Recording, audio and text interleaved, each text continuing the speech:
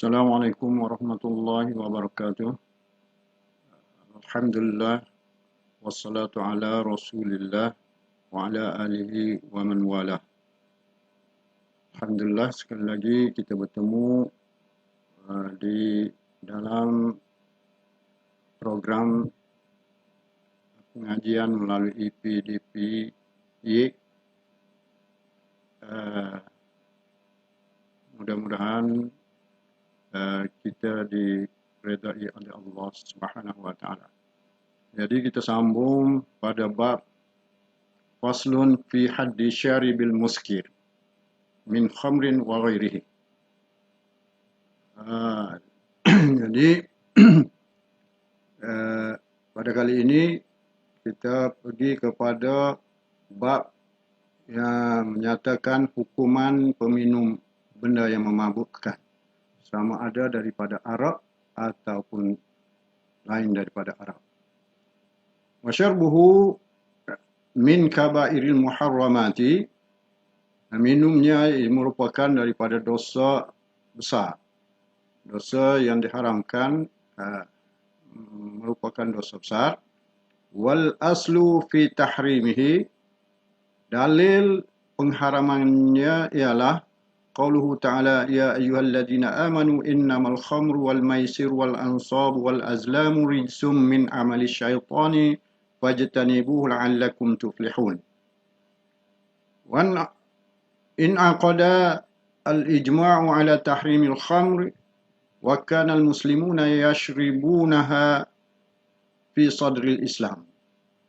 Dan kata sepakat ijma' ulama di atas pengharaman arak, dan orang-orang Islam masih meminumnya di awal Islam.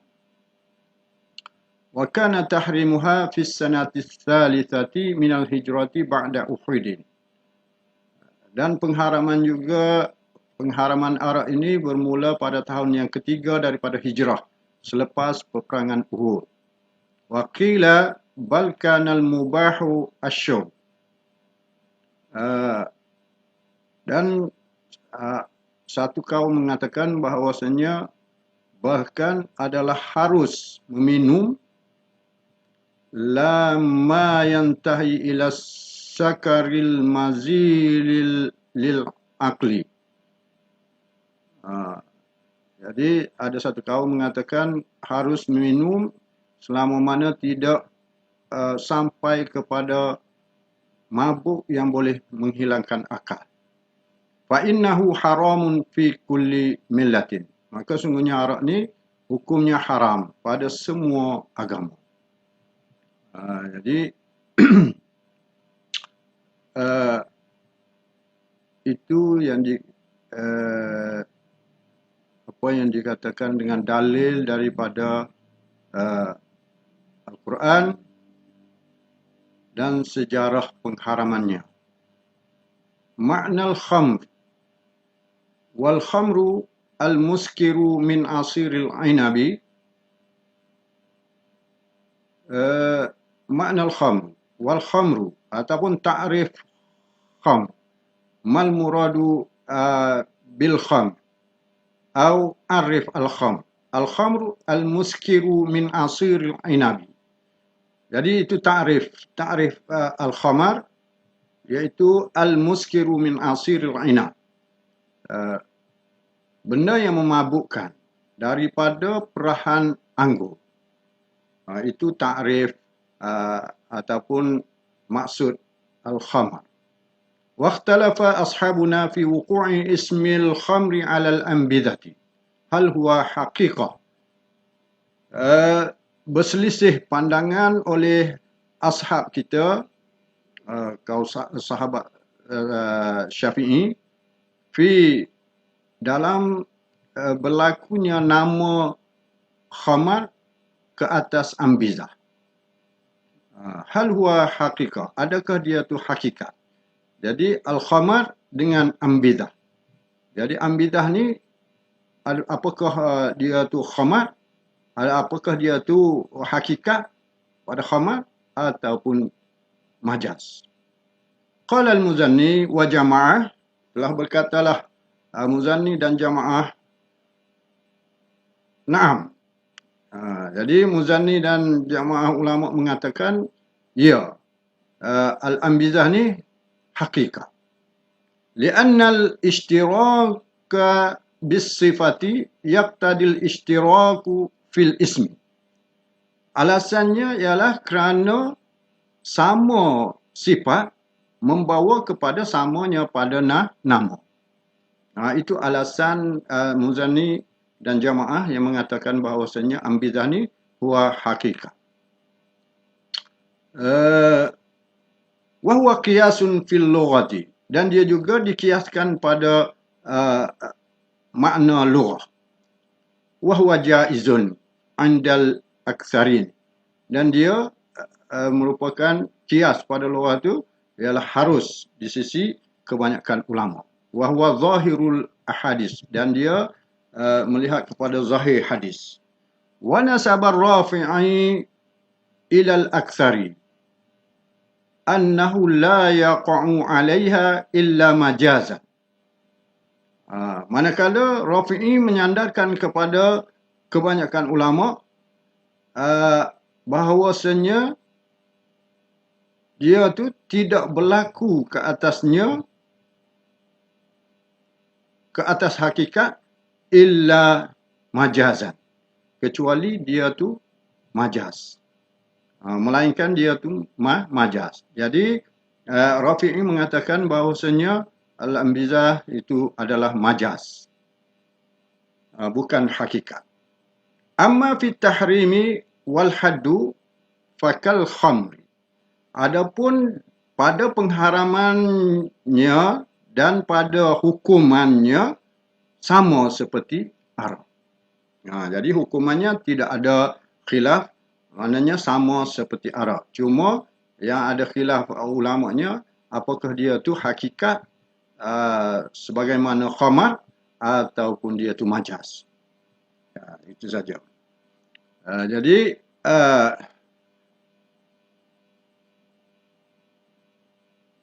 arif al-khamr ma'ad dalil. Jadi kalau soalan bertanya tentang ta'rif dan dalil, maka ta'rif khamarnya ialah al-muskiru min asiril inab. Ad-dalil qaulu ta'ala ya ayyuhalladzina amanu innamal khamru wal maisiru wal ansabu wal azlamu rijsum min amali syaitani fajtanibu la'allakum tuflihun.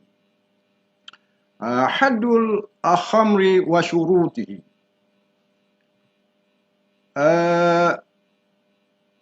Wa man syariba ay minal mukallafina al-multazimu lil ahkami mukhtaran li ghairi darurah, mukhtaran li ghairi darurati aliman bitahrimi khamran.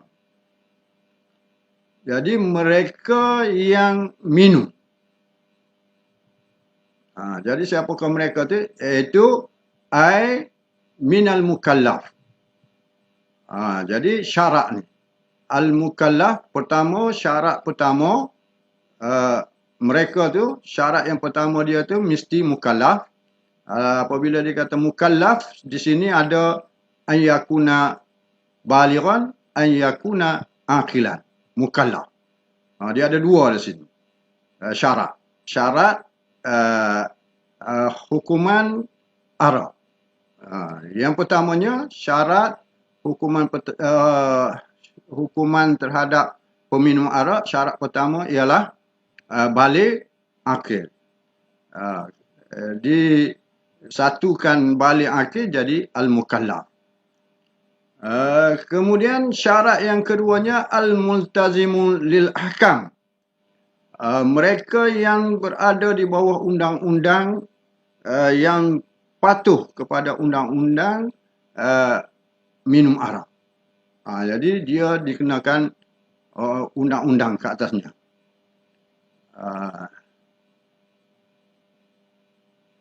Syarat yang ketiga ialah mukhtaran. Mesti minum tadi merupakan pilihannya sendiri, tidak dipaksa. Syarat yang keseterusnya, yang keempat, ialah li ghairi darurati. bukan terpaksa. Bukan darurah. Kalau peringkat darurah, jadi hukumnya harus minum. Yang keseterusnya, syarat yang seterusnya ialah aliman bitahrimi. Peminum tadi mengetahui bahawasanya arak ni hukumnya haram. Jadi wa man syariba, mereka yang cukup syarat ni apabila syariba dia minum apa? Khamran. Minum arak. Wahia al-muttakhidatu min asiril inabi.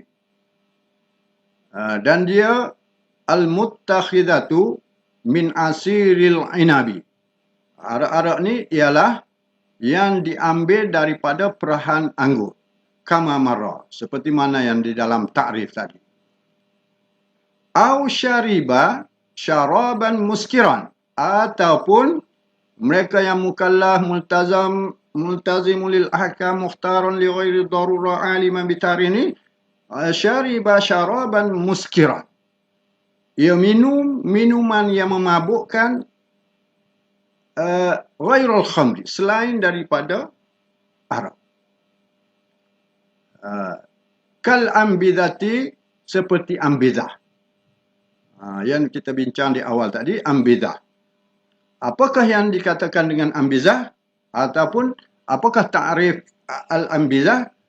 Ta'rif ataupun maksud al-ambidah ialah al-muttakhidatu min tamrin, au rutabin, au zabibin, au sya'irin, au dhurratin, au nahwi dhalika. Jadi maksud makna ambizah ataupun ta'rif ambizahnya ialah al-muttakhidatu, yang diambil daripada perahan tamar ataupun rutab ataupun zabib. Rutab ni dia mudah sikit pada tamar, ataupun zabib, ataupun syair, bijian syair, ataupun zurah, bijian lain, au nahwi zalika, ataupun seumpamanya.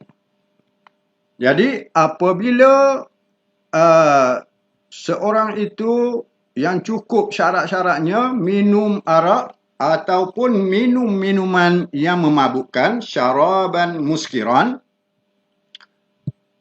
apakah hukum ke atas mereka? Yuhaddu arba'ina jaldatan. Maka dihukum ke atasnya 40 sebatan. Itu hukuman ke atas peminum arak, iaitu 40 sebatan. 5 fi muslimin an Anasin radhiyallahu an, kana an-nabiy sallallahu alaihi wasallam yadribu fil khamr bil jarid wan ni'ali arba'ina. Berdalilkan pada riwayat Muslim daripada Anas, kana an-nabiy yadribu fil khamr bil jarid wan ni'al arba'in. Itu dalil daripada hadis. Jadi sekiranya di awal tadi soalan arif al-khamr ma'ad dalil minal kitab wa sunnah.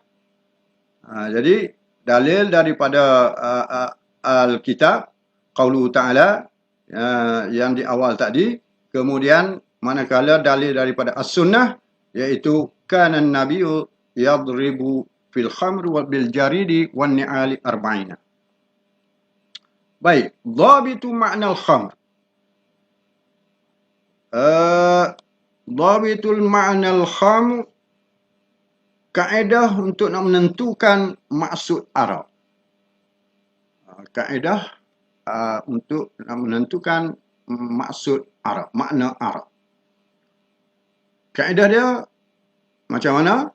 Kullu syarabin askara kathiruhu, kullu syarabin askara kathiruhu haruma huwa wa qaliluhu. Itu kaedah dia. Setiap minuman yang memabukkan, banyaknya haram.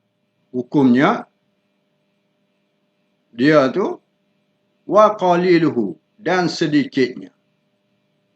Jadi terjemah secara umumnya ialah setiap minuman yang memabuknya kan sama ada banyak atau sedikit hukumnya haram. Itu kaedah dhabit makna al-kham. Minum banyak dah haram, banyak haram, sedikit pun haram. Tak kira lah minum setitik ke sedikit, maka hukumnya tetap haram. Tak kira banyak ke ataupun sedikit. Jadi apabila dia minum walaupun sedikit daripada arak, maka hukumannya ialah wahudda syaribuhu. Maka dihukum peminumnya lima fi sahihaini, bagi apa yang datang dalam sahihaini, dua sahih, iaitu apabila sebut nama as-sahihaini di dalam hadisnya ialah Bukhari dan Muslim. Itu dikatakan sahihaini. Daripada Aisyah radhiyallahu anha annahu sallallahu alaihi wasallam qala kullu syarabin askara fahuwa haram. Wa ruya Muslim kullu muskirin khamr wa kullu khamrin haram.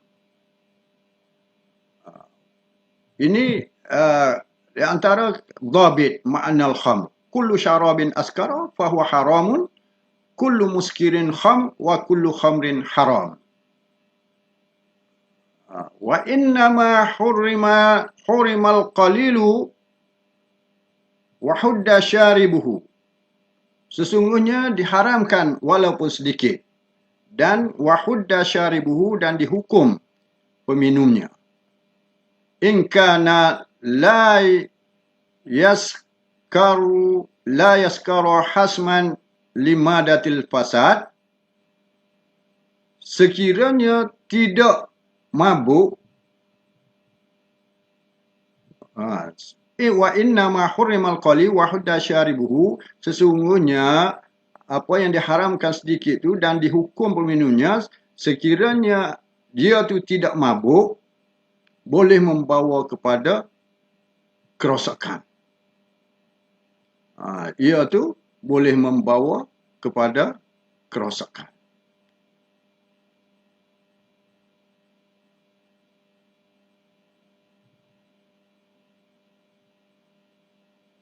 Sebab ni walaupun sedikit, jadi dia boleh membawa kepada kerosakan walaupun tidak mabuk. Kama hurima takbilul ajnabiyyati wal khalwati biha li ifda'ihi ila al-wat'il mahrami. Sebagaimana diharamkan, kama hurima takbilul ajnabiyah, seperti mana diharamkan mencium ajnabi, mencium perempuan yang bukan mahram dan bersekedudukan, berdua-duaan dengannya. Sebab apa? Li'ifda'ihi ila wat'il muharram, kerana membawa kepada persetubuhan yang diharamkan. Jadi li'ifda'ihi, kerana terdorongnya, maknanya ciuman ataupun khalwat tadi, kepada persetubuhan yang diharamkan. Jadi takbilul ajnabiyah diharamkan untuk mengelakkan daripada berlakunya wati yang diharamkan. Wali hadisin man syaribal khamra fajliduhu. Jadi bagi hadis, ada hadis juga menyatakan man syaribal khamra fajliduhu wa quyisa bihi syurbal nabi. Dan dikiaskan juga dengan minuman nabis, iaitu ambizah tadi. Jadi dikiaskan kepada arak. Jadi semua ini, kullu muskirin khamrun wa kullu khamrin haramun, man syaribal khamra fajliduhu, boleh dibawa dalil pengharaman arak. Walau qala sakaranu ba'dal asihha'i kuntu mukrihan aw am lam a'lam anna alladhi syarabtuhu muskiran suddiqa biyaminihi.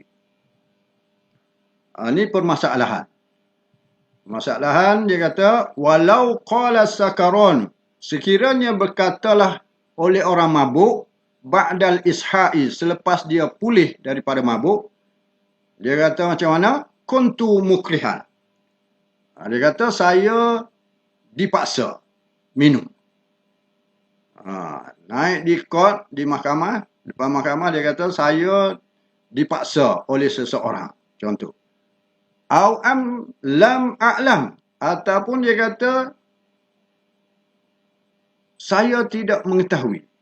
Au am tu au lam a'lam, ataupun am lam a'lam.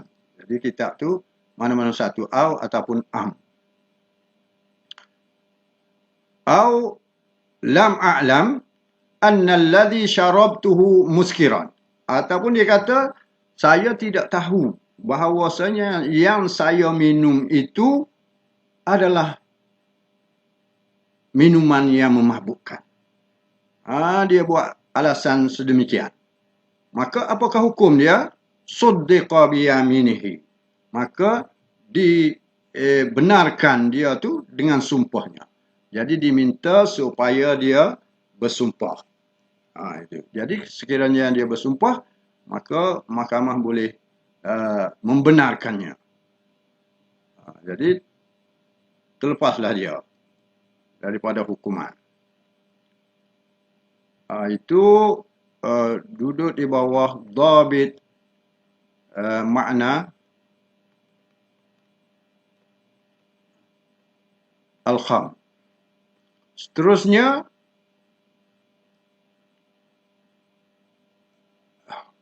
walau qaruba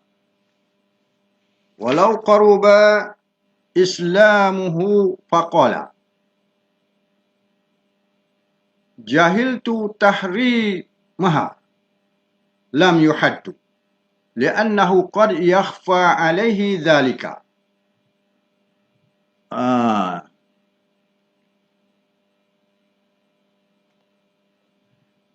Sekiranya dia hampir dengan Islam, dia berjinak-jinak dengan Islam, faqala jahiltu tahrimaha, saya tidak tahu bahawasanya arak hukumnya haram. Dia beralasan sedemikian. Maka apakah hukum? Lam yuhaddu, maka tidak boleh dihukumkan hudud ke atasnya. Sebab apa? Li'annahu, kerana ia tidak mengetahui ataupun tersisih daripada masyarakat alaihi dzalika, ke atas demikian. Jadi boleh jadi dia tu memang tidak mengetahui sungguh, dan dia tu tersisih ataupun tidak mengetahui secara mendalam dalam bab hukum-hukum Islam. Wal haddu yudra'u bisyubuhati, dan hukuman hudud tidak boleh dijalankan sekiranya ada syubhat. Itu kaedah. Kaedah dia, hukuman hudud ni tidak boleh dijalankan sekiranya adanya perkara-perkara yang syubhat. Hadis pun ada menyatakan wal haddu yudra'u bisyubhat. Wala farqa fi dhalika baina man nasha'a fi biladil islami amla.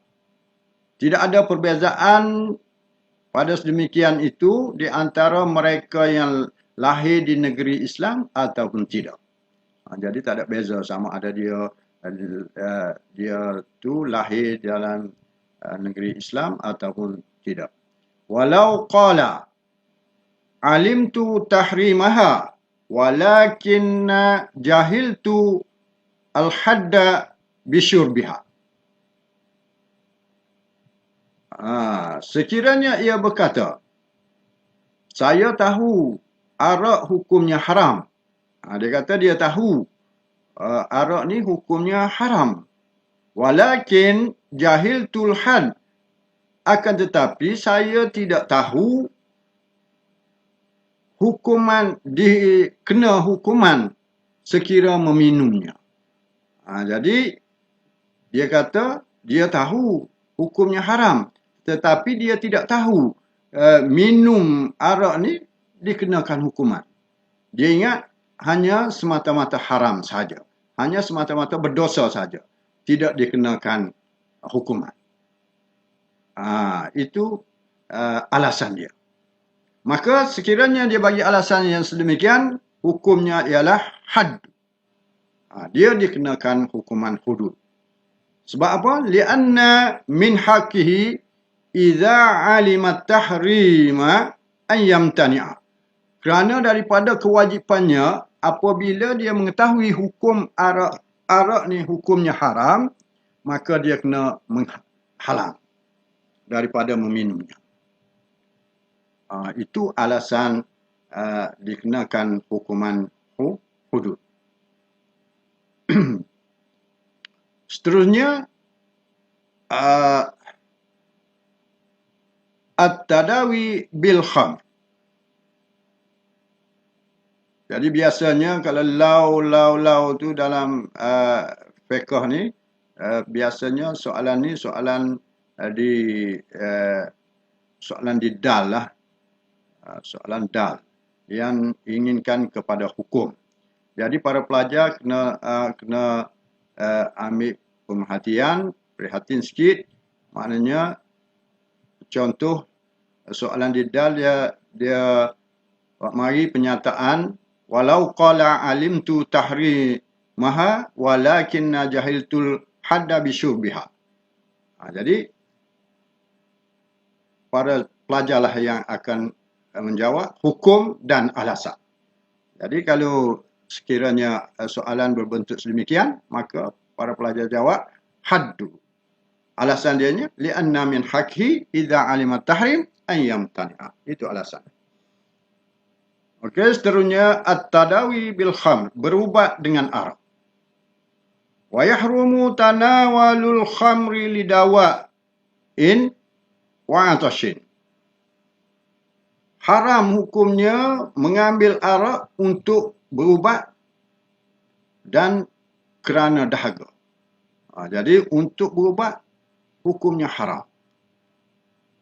Jadi para ulama mengharamkan ubat dengan arak, berubat dengan arak. Dan juga begitu juga sekiranya terlalu dahaga, maka tidak boleh juga kerana dahaga mengambil arak untuk nak menghilangkan dahaga. Amma tahrimud dawa'i biha, adapun haram berubat dengannya, fali annahu sallallahu alaihi wasallam, kerana bahwasanya sallallahu alaihi wasallam lima su'ila anit tadawi biha, di mana ditanya tentang berubat dengan arak. Qala, lalu Nabi SAW menjawab, innahu laisa bidawain walakinnahu da. Sesungguhnya arak tu bukan ubat, tapi dia merupakan penyakit. Itu berubat dengan arak. Jadi soalan ma hukmu tanawal al-khamru lidawa. Jadi kalau soalan tanya apakah hukum mengambil arak untuk ubat, makanya jawabnya haram, yahrumu ataupun haram. Alasannya li'annahu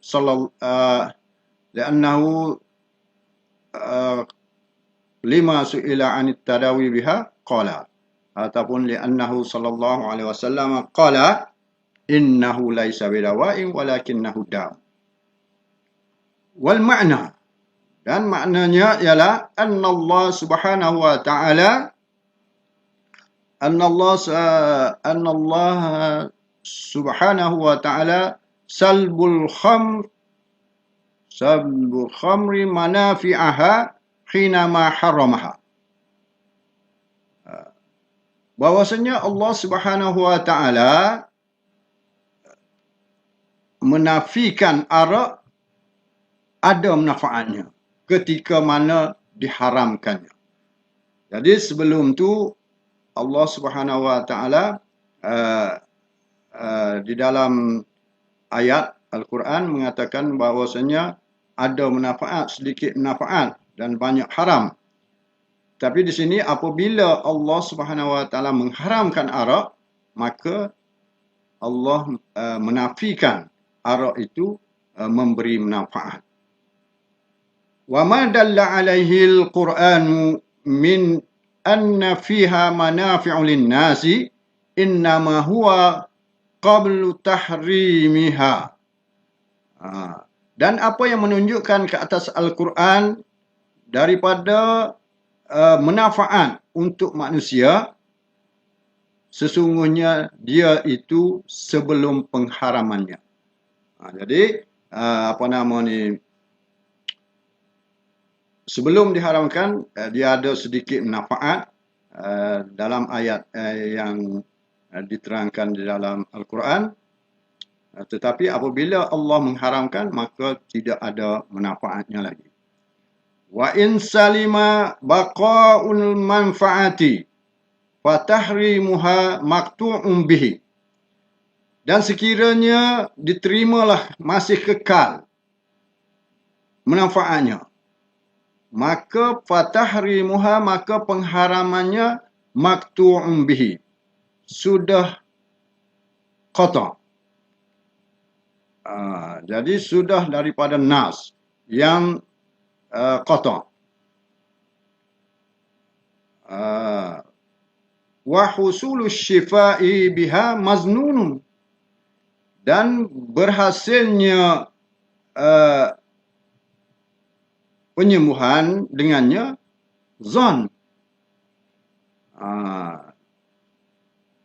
Jadi hukum yang qata' dengan hukum zon. Jadi haram manfaat dia tu dengan dalil yang qata'. Berhasilnya kesembuhan dengan arak tu adalah dalil yang zon.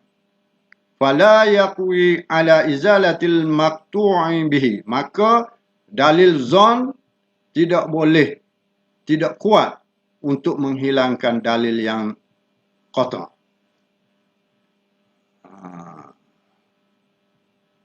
Amma tahrimuha lil 'atshi, adapun haram pengharaman araknya kerana dahaga, alasannya ialah fali annahu la yaziluhu bal yaziduhu lianna tabi'aha harun yabisun kama qalahu ahlu tibbi. Adapun pengharamannya kerana dahaga, fali annahu, kerana bahawasanya arak la yazilhu, tidak boleh menghilangkan dahaga, bal yaziduhu, bahkan boleh menambahkan dahaga. Lianna tabi'aha, kerana tabiatnya arak panas, kering. Panas kering, yabis.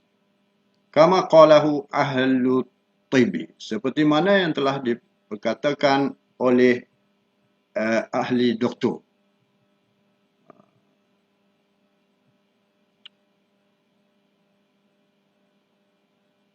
Jadi di sini sekiranya soalan bertanya tentang ma hukmu tanawal al-khamr lil 'atshi, hukumnya haram.